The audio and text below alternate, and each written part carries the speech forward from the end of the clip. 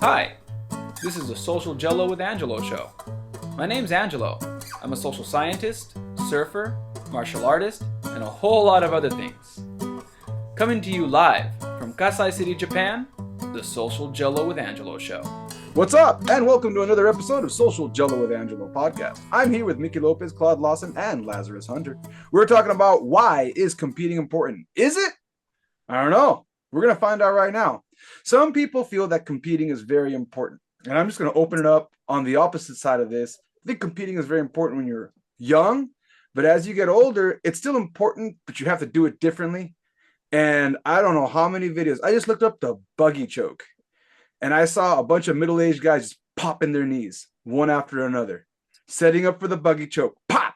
And they're not even completing the submission. Some of the guys are in practice, most of them were in competition, just in setting up. I've also seen the same thing happen with middle-aged guys in rubber guard.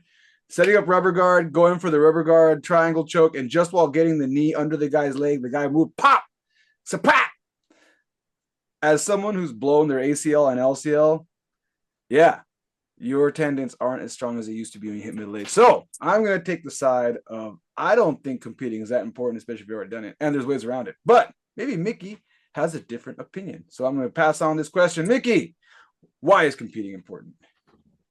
You know what? I've been competitive for most of my life. If my body feels good and if we're able to take care of our bodies and you have that itch, I love the adrenaline. I love to get my attributes working. Is my footwork still there? Is my speed still there? So as far as do I want to compete? No, I don't want to compete, but if it's something um, that excites me, it gets me motivated, I'll go out there and do it. Just as long as I listen to my body and I'm not, doing anything that might injure myself. I mean, I I'm a boxing coach, so I'm not going out there and doing master divisions. But again, for the KSDI, I do blade with a helmet on, with the knife, and I feel like that translates well into what I do. Since I'm constantly working with my athletes on a daily, I'm in decent shape, and I'm also recovering. I have a hot tub. I have everything that I can possibly use to compete. Uh, and yeah, I'll go out there and do it, and it's fun. It's a rush, and it keeps me motivated. It keeps me in shape. All right. How about you, Claude? I had it muted there for a second so you guys don't hear me coughing. Um, I think competition is important. I think it's very important when you're younger. However, there are a couple different ways you can possibly do it. You can go out and compete in other tournaments and things like that. If you're a big jiu-jitsu guy, Naga and all that good stuff, or if you want to kickbox, you can do that in any PKA or whatever event. However, in your school, if they are sparring, and it's not in your blood to where you want to get out there and compete, compare yourself to the world, you can get your friends and get some close classmates to want to spar a little bit harder to test yourself. Okay, because there's a lot of professionals that take martial arts for different reasons. I- And this might cause some issues, but I don't think martial arts is only for spiritual building or what have you. I think the martial part of the martial arts is something that has to be explored no matter what walk of life that you are in. So let me go back to the original point I was trying to make is that younger, I think competition is very important, whether it's in the school or it's actually an open competition. I think as you get up in the middle ages, it becomes less and less a need to compete. You need to find out ways that you can keep your tools sharp, sharpen that sword. And as you get older, I'm about to be 56, and I got plates in my neck, herniated disc, messed up my ACL, LCL, meniscus, and I'm just going through this elbows. I don't compete as much. Actually, I don't compete at all, to be honest with you. I can pick certain people that I can have a spirited, light sparring session with, or whether to keep those tools sharp. But at the same time, I used to kickbox. I used to be a few champion sparring partners. I've got plenty of time getting hit, hitting, and all that good stuff. It's not something that is not familiar to me. So it's something that, like, what was that last rock? I don't know if it was the last Rocky Mountain movie, but that one before that where he fought Andrew Tarver. And they said your neck's too bad, you can't take the hits anymore, so sparring is out. So you can't do road work because your knees are bad. Well, yeah, but there was other ways he could still hit the bag, and he knows, you know more about the game than you've forgotten, and it's muscle memory with a certain thing. You just got to sharpen those things up. And I'm not going out and getting in confrontations like or anything like that, putting myself in those situations, but I do like to keep all that stuff sharp. So I believe there are periods in life where it's more important, but as you get older, it's not as important. And if you don't have any injuries, I'd say go for it. Just be careful. Like you just said, the knees, the elbows, and all those, the joints and the ligaments don't heal quite as fast and they tear really easy. That's my long spiel. Sorry.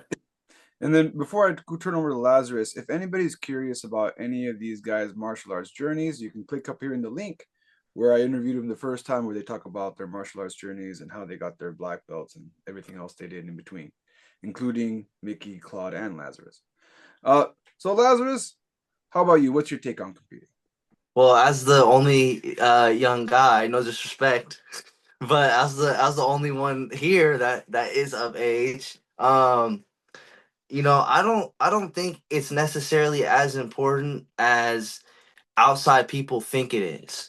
Um, because they're watching it for different reasons, and we watch it for most part because they don't have any foot in the game. They never sparred before, so they think it's more important than I think it is. And I've competed before, but through my injuries and my CTE and my torn meniscus, like, I found ways to contribute in other ways to the culture through teaching and through, making documentaries or interviewing people, whatever it is, to still contribute to the culture. And I do want to end up competing again, but I feel like it's a slippery slope, because you haven't mastered yourself and you go compete and you're super nasty, but now you don't have any discipline when it comes to fighting people. So you're very aggressive, and maybe you're hitting people when they're knocked out, right? Heat of the moment, but you keep hitting them. You injure someone really bad, or you start getting in street fights. Like, I don't want to become that type of person that's misusing my powers. I don't want to be that type of person. And I think a lot of guys that get into fighting just for the glory of it, they have a rage within them that isn't tamed through the martial arts aspect. Just very aggressive. Fighting's great and competing's amazing for skill development, for testing yourself, for the experience builder. Like Tyson, you can end up like Ali. You can't. There's like, that's the two sides. Both were great fighters, but they had different careers, and it was for different reasons. So I think, and for me, I do want to end up competing and going pro and stuff at some point. But I think for me in my life at this moment, or for these past few years, it's been more important for me to contribute in other ways. And it's helped me grow as a person and become a type of person that could go fight and go far, because I have my mental right. I have my spirit right. I don't have to prove it. It's gonna be fun, and if it's not fun, I don't think I want to do it. You feel me? So that's my take on it. Well, you both, all of you mentioned some really important points here. Going off on what Lazarus said about trying to develop more skill before competing as a young person, this is something that I think is really important to every person that comes into my gym immediately asking me to fight in the cage. Because they'll ask me, hey, how long is it going to take? I want to do MMA. Okay, have you done any martial arts before? No. Or I did some boxing when I was a kid. Oh, I did some boxing. Okay, well, what was that like? What gym did you train at? Oh, my dad taught me how to throw some punches. All right, cool. Well, have you ever actually boxed, like in the ring, boxed? Have you actually had a boxing match? No. All right. So how long do you think it'll take? If you're diligent, you come every week, to every class 3 times a week, take some private lessons, I can have you ready in a year. A year. If you're diligent, you show up to every class and you take some private lessons. There's a lot of asterisks here. And none of them, I'd say most of them, none of them ever pull it off. None have pulled it off because something will always come up. Either they're not diligent. They're not diligent. They're not diligent. It's really simple. They end on the diligence part. So like what you're talking about as a young person, being able to train and hone in your skills to get ready to really understand what's happening. I think that's really important. Claude, you mentioned a few things. And you mentioned about how you're not young anymore, walking around trying to start fights. And I thought about that one podcast we did where you talked about the guy that was the serial boxer, we called him. He was showing up on because Claude's got a military background. There was this guy who was showing up to the bars in the military bases, essentially putting military guys in the hospital by starting fights with him. So Claude was on a team to hunt this guy down. So it was a bunch of guys. That's a movie plot. That's a 1978 movie plot right there, man. Actually, you know what's funny? That's probably in late 2000, like 2008, 2009. Wow. Anyway, we weren't trying to hunt him. People just were on the lookout for him. Okay. Legally speaking, they weren't hunting him. He was hunting them. The predator becomes the prey. That's the one thing I think that all martial artists should be careful of is training somebody like that guy, because he actually had some skill and he was hurting people, going out and particularly hurting military guys.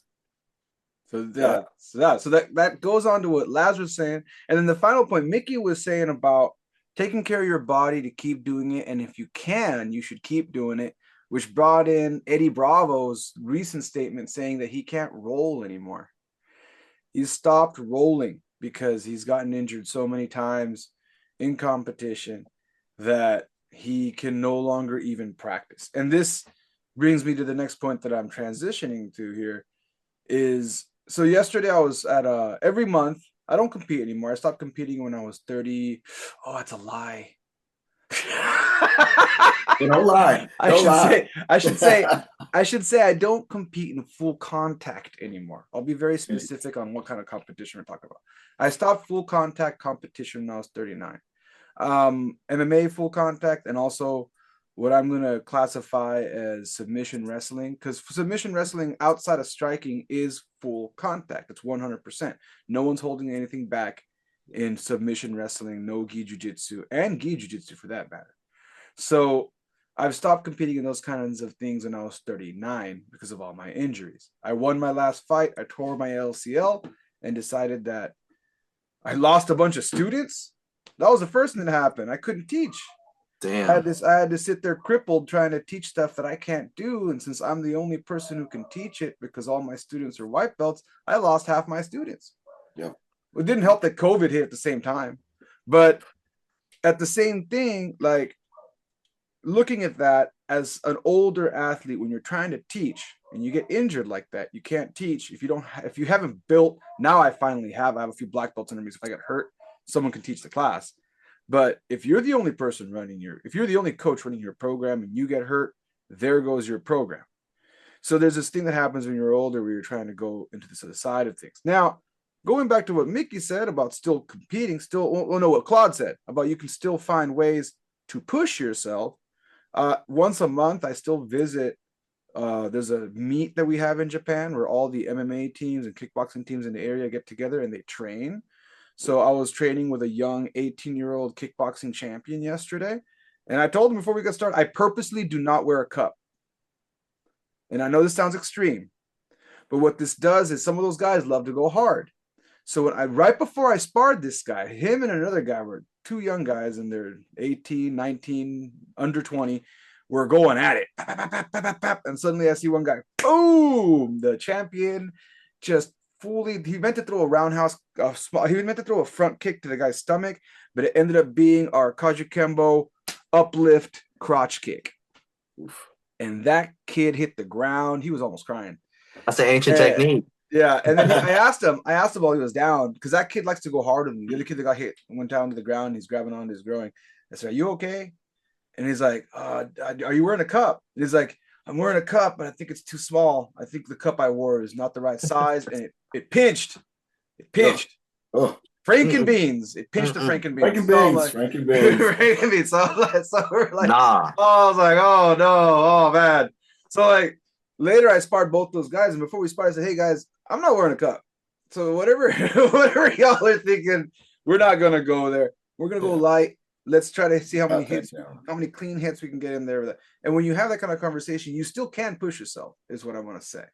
Now, with that all being said, what are ways that you find yourself still pushing yourself to do whatever it is? And Miki already kind of said it earlier on what he did, but we're going to kind of explore this a little more. What are ways that you can still push yourself if you're in a position where you can't compete, or you're going to compete, you're thinking about competing, but you want the intensity, but you don't want to deal with the injury? Miki. So the first thing I do is I make sure I'm warming up, man. You know, everything's warmed up. I have to actually uh, uh, get in the hot tub first. You know, throw some extra Ben Gay on my joints, bro. You know what I mean? I have to. I gotta be fully warm. And if I don't, then it's just all bad. And I actually, to really get me in that mood, I listen a little bit of David Goggins. And if you guys ever listen to David Goggins, man, you know, his knees are all messed up. You know, everyone has that little bit of a, I need that little mental motivation sometimes. You know what I mean? And as you said, Angelo, if I get hurt, this is my bread and butter. I pick and choose who I want to work with. But for that extra little piece of motivation, I'll say, okay, you know what? I want you to just feed me a jab. I just want to work on my slips. We're not going to go full bore because I just want to work on my defense. Okay. So I'll isolate certain things. Now, I was doing jujitsu for a while, but again, my low back was messed up. So I had to find different parts of the Kaju Kembo to play with. And I found boxing that which wasn't any better. But again, it's who you work with. Your training partners um, will definitely get you better. Again, I mean, and there's times where sometimes I say, let's go slow. And then all of a sudden I'm going 100%. Oops. But we get caught up. And then the next day I'm like, man, what the hell happened? I got to a car wreck or whatever. But, you know, and I'll set a limit. I'll say, hey, I'll go 3 rounds or 5 minutes, and that's it. I'm done. Once I get my reps on, I turn it off.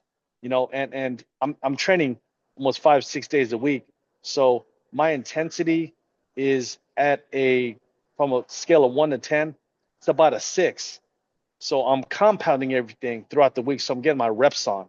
I'm not going 100. That just doesn't make sense to me because I'm not getting paid like Jake Paul money or anything crazy like that. So I got to go to work, but at the end of the day, I love it. If I don't train, I get a little, man, I get a little depressed, and it's just the way it is. Like I got to learn how to just, like Lazarus said, like, teach, I'm a coach, but man, again, maybe it's my own little ego, but I feel like I can still go out there and move around and do it without trying to go 100. But that's just me. I'm still just, my body feels good right now. My knees are trying to get a little weird, but again, if I can walk, I can do it. And then you brought up a really good point right there. And this is going to be for anyone watching. If you're just someone, and Lazarus pointed on this too, and I forgot to mention that. You said about the outsider looking in, how this is really important. Competing is super important to any internet troll because they're only looking at the people who are at the top, and they're not looking at the whole culture because they're not actually in the culture. They're just observers of the culture. And I've talked about this before. MMA has brought in fans of martial arts opposed to actual martial artists. And what happens with this whole mentality is now everybody is held at a different caliber. And then so this is going to be a split now. We have the fan, we have the martial artist, then we have all of us here are coaches, right? And depending on how busy you are, I know Miki just mentioned it, 6 days a week, right? You were saying 5 to 6. I'm at 6 to 7. Yesterday was supposed to be my rest day, but that's when they had that meet. So once a month, I have that meet on my rest day because I can't go when I'm teaching because I have to leave. I'm not going to cancel class to go take the class to a meet because not everybody wants to go to that. So I still need to have the space for the people that aren't ready to go train with professionals to have their beginner space. So as a coach, I find myself juggling what Miki just said, training 6 to 7 days a week. On top of the fact that I think I'm training more now than I do when I actually competed. And coaching for that matter. Claude, same thing, right? Same thing. What are ways you can push yourself without actually competing or be ready to compete without it? Well, the one thing I still like to do is those isolation, those wall drills where you're doing head movement and somebody's throwing punches at you. You can always up the intensity on those things. And moving the head is always something that people tend to neglect. All right. The other thing is footwork drills. Anybody, if you ever taken boxing, we had a boxing coach called Jesse Cantu. He was an Olympic alternate, and we worked footwork drills all the time. So you can constantly do footwork drills, work on your angles, especially at this age. For me, it's timing and angles. I'm not so much worried about my speed. In my mind, just like Mickey said, I feel like sometimes I still got it, but I know I've slowed a bit. So I work my angles a little bit more and I still throw, uppercuts and all that good stuff off angle. But definitely footwork drills. Now, jiu-jitsu ground stuff, I always try to put myself in. It's been a little while since I actually tried to roll with somebody because every time I step on the mat, they see the belt and everybody wants to go 100%. And it's so hard to find people to put their egos aside and let's just roll and have a good time. But I always used to put myself in bad positions and start from there. That's a good way to always to go with anything because if you're going to compete, you're going to find yourself in bad positions, and it's good to know your escapes and be fluid with those things. Trust me, the stuff that's where you're on offense and all that good stuff, you're always going to be decent with those because you have the advantage, and you're going to push. You're always going to have the energy to go when you're in the point of advantage. Um, I still train about 4 days a week for my age, but I supplement my training. I do weights and all that good stuff, but I supplement it with kettlebells and Bulgarian bags. With the Bulgarian bags, I do my judo throws and things like that that I don't necessarily can do. I don't necessarily do with a person all the time because sometimes people don't know how to break their falls or what have you. It's hard to find partners, but you can do the mechanics of those things. And if you've done it enough time, repetition, repetition, repetition, you're always going to keep those things fluid. Um, and like Mickey said, you gotta warm up earlier. You gotta warm up. I do a buttload of exercises and to warm my knees up, my back, and all that good stuff. And I stay as fluid as possible. But those are some little things that you can do to keep yourself in that fighting shape without, having to go full out balls out. And you mentioned something that off angle, right? For those people that maybe are trying to figure what that is, there's this thing that happens with younger folks, and I saw this happening yesterday a lot, where they'll square up right before the guy got kicked in the nuts.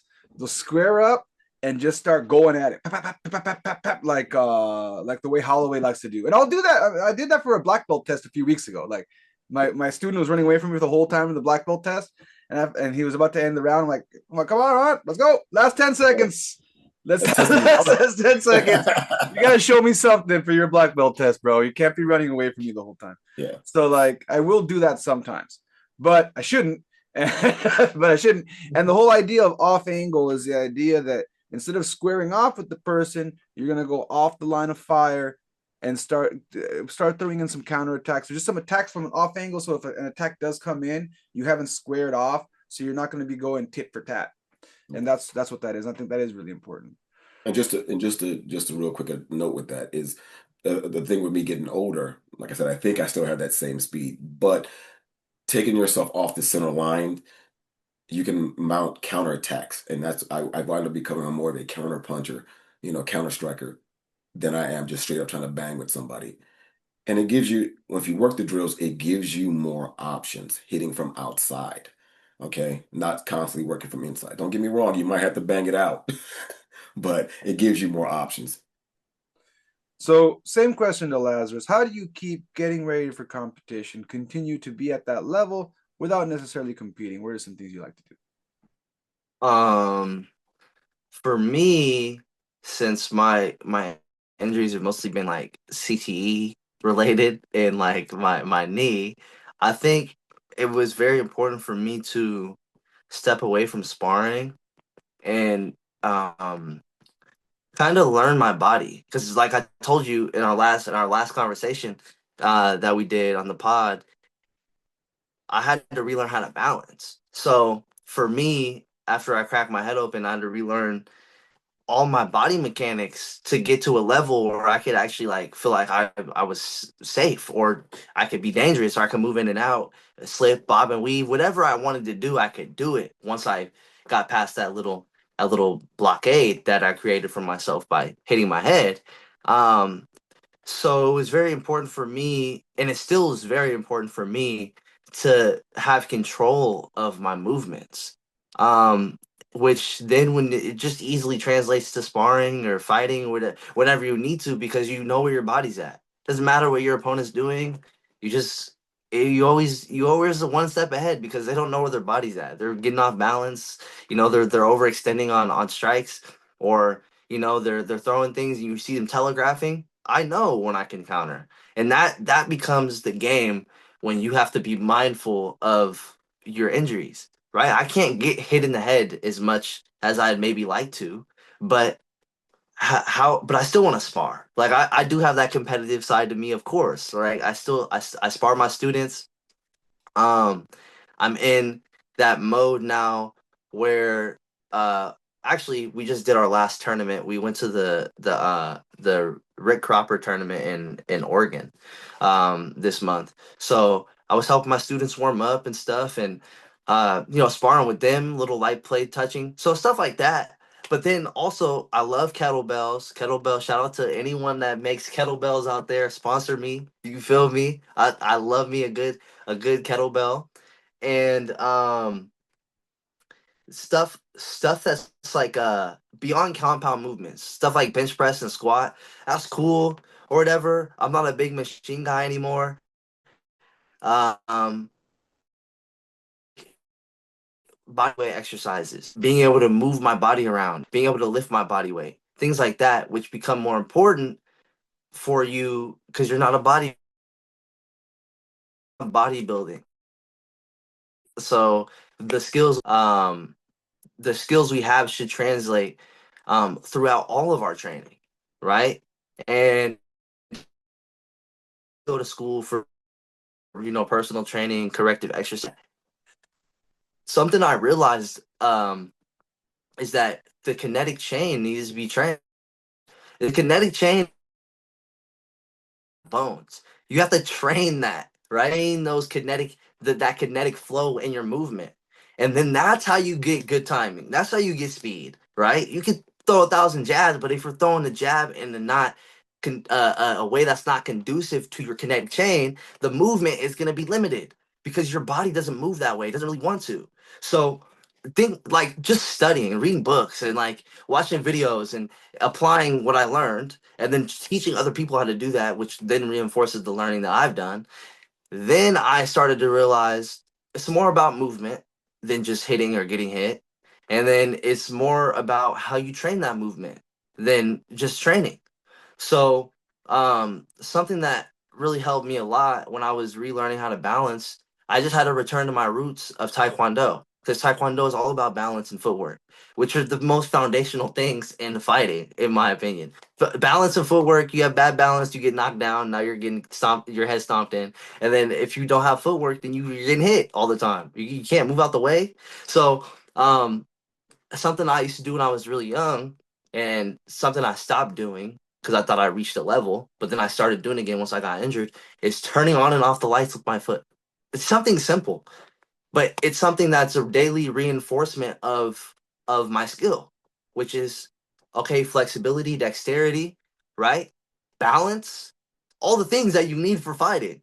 So if I do that 1,000 times a week, just randomly throughout the day, doing spinning back kicks to turn, those flippy lights. Yeah, doing spinning back kicks or spinning heel kicks to turn those on and turn those off. And it's precise and I'm hitting it with my heel. I'm not missing and putting a hole in the wall. Okay, now I know my skills at a certain level of control. So for me, it's always been just reinforcing the movement of my body. And I'm not the most flexible person. I used to be able to do Y kicks and stuff when I was younger. I can't do Y kicks anymore. But the muscle memory of that flexibility is still intact because I practice movement. So that's how through my injuries. I'm not old, so like I shouldn't be this injured. But yeah. He just called us old. It's all good. Hey, Lazarus, We are. Lazarus, how old are you, Lazarus? I just turned 21 in September. Oh man, get out of there, bro. That's beautiful. Well, That is beautiful. if you hear though, like he's already cracked his head 3 times. It was like 2 or 3 times. Yeah, I heard that. One yeah. time he cracked his head open once, and then he had like one other injury as a kid. Like he's had like 3 major, some major head trauma. And that's the whole idea, right? And the Hackelman always says that it's not about the years, it's the mileage, right? Like if you and the traumatic brain trauma, I'm not gonna go in a long spiel with this because I did already, and you can check the link that I put over here to go on that. That's forever. That's the craziest, saddest, scariest part about brain injuries. Doctors they can figure out ways to get around, like Lazarus talked about. And I'm not gonna go in a long spiel. You can find neuroplasticity. I'm not gonna go to a long psychology spiel because last time I do this, I lose listeners. When I start talking about when I say words like neuroplasticity, I lose listeners. So. I turn it up. I'm like, what do you say? When I start using these kind of words, people get upset. They tune out. But it's important. You should know about neuroplasticity. Is all I gotta say. You need to learn how the different ways your brain can remember stuff and how you can lose channels and regain new channels. But that takes years, and there's not a lot of research to show how much you get back after something like that. Now. He mentioned weight training. Weight training changed a lot for me when I started getting older. It's weird. I just hit a new PR for my first time ever at 43. I did 2 reps of 315 pounds for my deadlift. I could not do that in my 20s because I have bad knees. How did I do that in my 40s and not my 20s? Because in my 20s, I was ego lifting. I was chasing a PR. Every time I'd go in there, I was trying to hit a new level. I'd get frustrated. But when I got older, and I'd get injured. Now that I'm older, I'm scared of being injured. And I started dialing back instead of doing my bodybuilding routine of 10. I did the Schwarzenegger thing. So I'd start off with 25. I did 5, I think it was like 6 sets, starting at high reps to lower reps. But then as I got older, my body couldn't do that anymore. And now I'm down to a 5x5, where I just do 5 reps, 5 sets. And that's how I got there. Because I'd start really light and I'd go for a 1 max set. I used to never do max sets when I was younger. I just always try to rep out, right? So like the idea of doing less helped me do more. And I thought about it, man, if I would have found this in my 20s, I'd probably have like double what I have right now. But it's all good. Weight training, if you're not doing it, whether it's calisthenics, I started with at my house, tiny space with dumbbells, and then from dumbbells I moved to barbells, and then now I built my own gym off that. But you don't need much to keep that going, and it's really important. Last question before we get out of here is gonna be: is competing relevant? Some people, there's 2 sides of this. There's some coaches out there that are going to swear by competing is the only metric to say of success.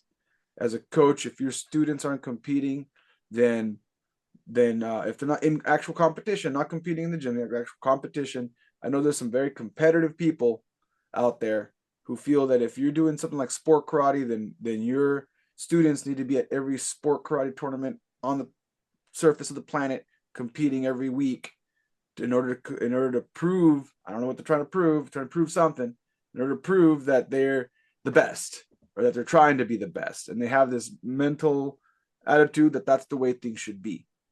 Then you have the other side of this where some people just want to run their programs. They don't let their students compete because they don't want their students to compete for XYZ reason. They won't even cross train. That's why I'm giving you two extremes here, okay, on purpose. They won't even cross train. They won't even, if I contact these people and say, hey, I got my kids, can I bring my kids over to train with your kids? They'll be like, oh no, my kids aren't ready. Like, I'm talking about bringing I'm not talking about bringing my competition team. I'm talking about bringing my kids that can't handle a competition to go train with your kids who sound like they can't handle a competition either, and they can kind of train together because they sound to be in the same place. And they'll be like, no, my kids aren't ready for that, or my students aren't ready, or their kids are adults. My students aren't ready to have another school visit for a sparring session, and they're kind of like bubble wrapping their students because of that. Those are two extreme thoughts, like, and they never compete. And if their students say something like, I want to compete in kickboxing, these Kajukembo guys, and I'm gonna say I'm don't Kajukembo under the bus on this one. They'll say go train with a kickboxing gym. I don't teach kickboxing, so you have to go to a kickboxing gym and compete through a kickboxing gym. And I know instructors have said this, so this isn't calling any one person out. I'm just saying these people exist. I know both the people I just told you are people I personally know and love, and I have nothing against them, but this is their philosophy, and they're on two extreme sides of, is competition relevant? If I ask the coach that doesn't let he won't, it's not that he doesn't let his students compete, he just doesn't, not in a position to be there to corner them to anything, so he'll refer them out. And then we have the other guy who's obsessed with competing, absolutely obsessed with competing. He'd have it no other way. If you join him, you're going to compete whether you want to compete or not. So is competition relevant? What do you have to say about these two sides? Where do you kind of lean? Do you lean more towards the left or the right in here? Not politically speaking, but like, where do you land in this conversation, Miki? I think competition is a choice for the student. I can't hold a gun to you and said, you're gonna compete in this and that. But what I try to tell them is, you have to confront a lot of fears when you compete. Preparation, time. You know, you can look really good, in sparring and whatnot. But once you go out there in front of a different crowd, you have to confront all your fears. Like, man, I'm gonna look funny in front of my friends and my family, but you know, the whole point is not giving up. I don't care if you win or lose. I just don't want you to give up. That's the biggest thing. But if you're like, hey, coach, I don't want to compete, that's fine too. Just um, there's a lot of things that you learn from competition because, especially with my teens, you know, when they get a job, I want them to have these, like, I'm gonna get that job and I'm gonna do my best. If I don't get it, then I don't get it. But and there are certain things that are out of your control, and that's the thing. Again, if it does take a lot of time and dedication, and again, not everyone has that time. So I really, it's up to the individual. It's an individual choice. Uh, Me personally, Uh, again, I've been competitive for most of my life, and uh, if they want to, let's go. If not, then hey, I still love you the same, and we'll keep training to find some other avenue of martial arts or boxing, whatever you want to do. But I just want you to know that competition is a vehicle, right? So that's my thing. It's a 50-50.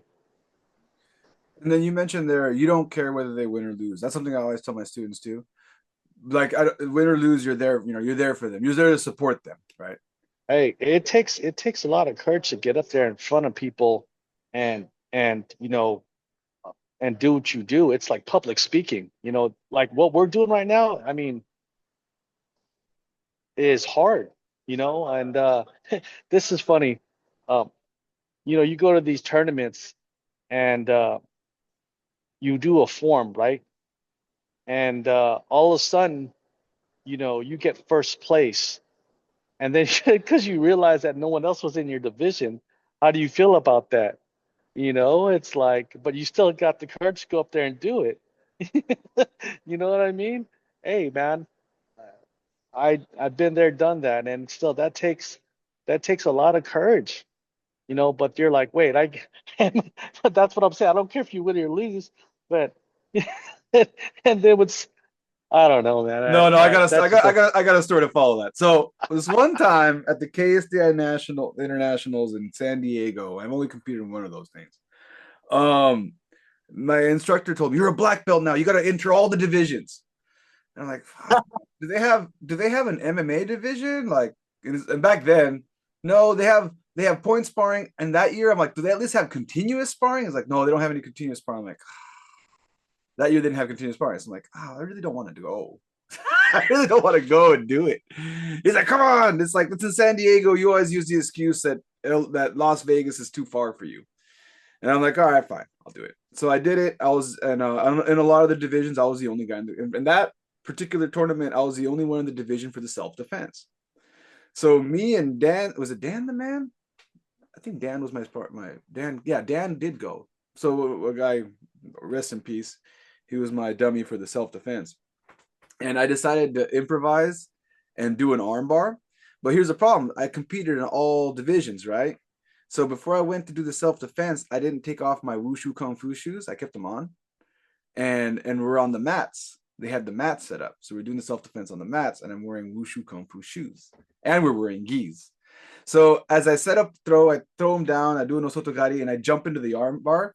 When I jump into the arm bar, the rubber of the shoe gets caught on my uke's gi. So my plan was to do the arm bar quickly and roll back onto my feet. Because I know, you know how you're on Kaja Kembo, if you stay on the ground, blah, blah, the ground is hot lava and blah, blah. So like, so I tried to roll back and my foot got stuck. And there's a point there where I'm like trying to pull my foot out. You can tell it's stuck. It looked bad.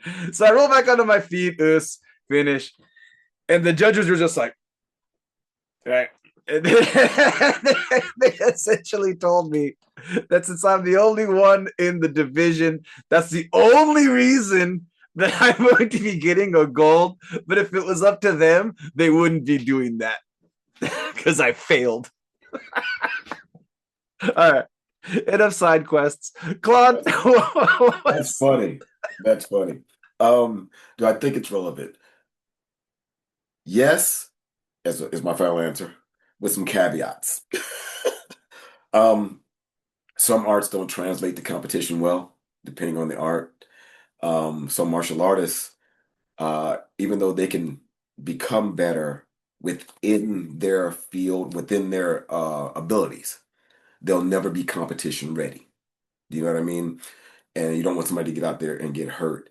But you can compete in school, in your class with people that can take care of you, and it will still give you a measure of confidence. Mikey mentioned something very important about confidence, because it does. It relates to everything in your life, and that's what all this is supposed to do in the first place, is not just you training to fight and everything else, but it is supposed to relate to everything you do in your life. Okay, that's the far-reaching aspects of the martial arts and what it's really supposed to mean in the end, because we all don't stay young. But light sparring, no pads, there's so many different ways to do it, to give yourself that sensitivity, that touch, right? That there's a little something for everybody. So I think it is relevant, but there's many ways to do it based on what your goals are in life. And executives don't want to get out there and get punched in the face and then have to go and do a board meeting, but they can get out there and light spar just to get that feel, so they understand it more and they can apply their techniques and have a little more sensitivity, because that's what it's all about: repetition, sensitivity, and you seeing those techniques come at you so you know how to react. Knowing how to react is more important than anything. So there you go. Not too clean, but it's there. And I definitely respect an executive who at least goes out there and tries something. Then an executive does absolutely nothing. All right, Lazarus. Again, right? The two extremes of thought here: competing is a must to bubble wrapping your students and not letting them ever compete against anyone. Is competing relevant? What's up? I think there's there's different kinds of students, you know. So competing isn't for everybody. You know, if you're 58, you got 12 kids, and you know you're super tired. You've worked construction for 36 years. You're not gonna want to go and compete. You're just not going to want to, and it's because you're tired in your regular life. And this is your escape. And you're not coming here to get stressed out. You're coming here to get a workout. You're coming here to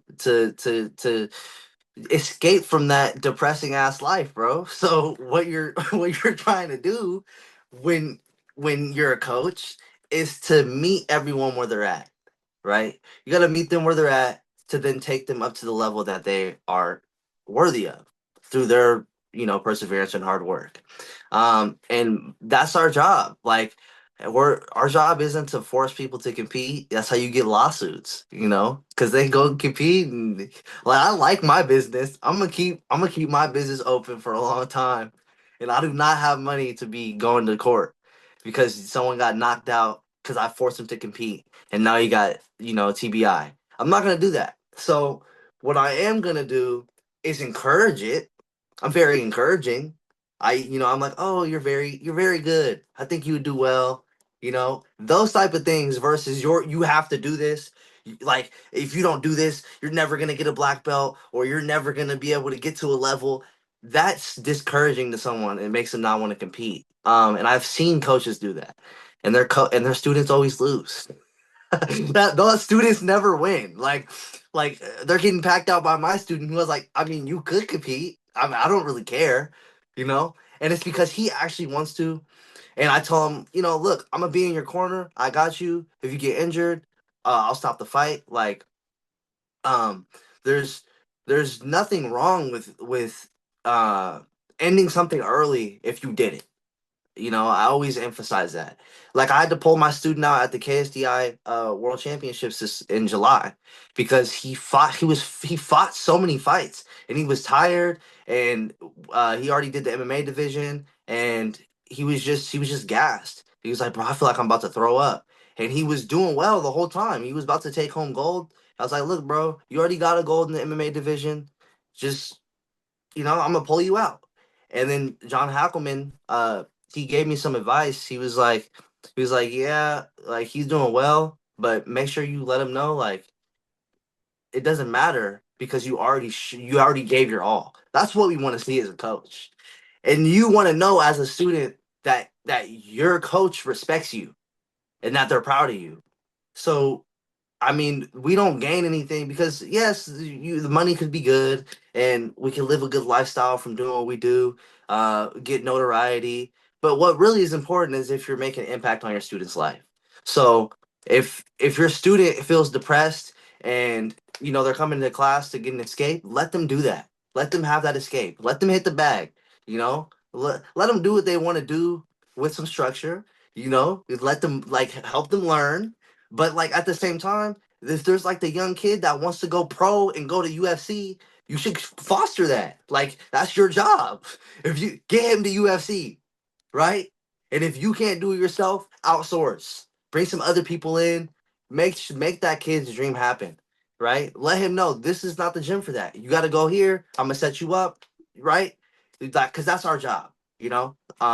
So for me, being, because I'm not old, but I've I've had many students over the years, and I've I've cornered a lot of fights. I've ref fights. I was just at the this boxing exhibition at this gym down here in Kirkland, Washington, and I was refing these fights, and these kids were going hard, and they all were classmates. Like, they all went to the same school, and inter school competition. These kids are hungry, and but there was kids there that weren't competing, and I seen the culture at the gym, and it was like the very much what I'm saying. Like, we're not forcing you to. It would be great for your development and great for experience because you don't know what it's like to get socked in the mouth till you actually get socked in the mouth, right? So there's no book you could read about that. And I think it's important for young guys and old guys to feel that, but without the pressure of competing. So that's my take. And you brought up a lot of good solutions, right? An inner house tournament. I have that once every December. We call it, in Japan, they have this thing called an undokai, which means a sports festival where everybody at school competes against each other in sporting events. So in my school, we have a Kajikembo undokai where we have since our sports in Kajikembo are going to be karate, jiu-jitsu, and kickboxing. We have those divisions after we do an inners tournament. So that's also another way you can encourage people to do it. I buy little medals off Amazon. They get medals, and I set up a podium and everything just so that they feel like they did something. So I think that's really important too.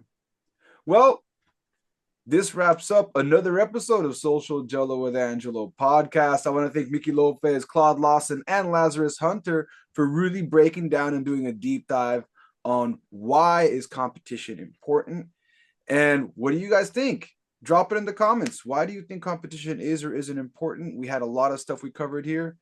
And one thing I'm going to say is having 12 kids isn't that depressing, Lazarus. 12 kids, Lazarus. I was about to say. That's a lot of kids. I mean, I'm not sure if I'd be depressed as much as proud of myself. If I'm 58 and I'm still alive, I survived, and I got 12 kids. I'm 58 with 12 kids. At that point, they're having kids. I no longer have kids. I have a small army. I've created my own Wu-Tang clan, which I would be very proud of. I would not be depressed. Absolutely. I'd name a few of those kids RZA, and I'd start going all out. So that's all. Just not ODB. Oh no, we gotta have an ODB. You gotta got two ODBs. We have to, because he's gone now. We have a reincarnation of ODB is needed in this generation. Either way. Man. I digress. Thank you all for coming out, and we'll catch you all next time. Hey. This has been a Social Gelo production. If you're interested in being on the show, feel free to reach out. Just email me at socialgelo@gmail.com. Don't forget to follow me on social media, Instagram, Social Gelo, Facebook, Social Gelo with Angelo, or follow me on my personal page under Angelo Ferrer. LinkedIn, search Angelo Ferrer. YouTube, if you're listening to this on a podcast platform, make sure to check out my YouTube channel, Social Gelo with Angelo YouTube channel.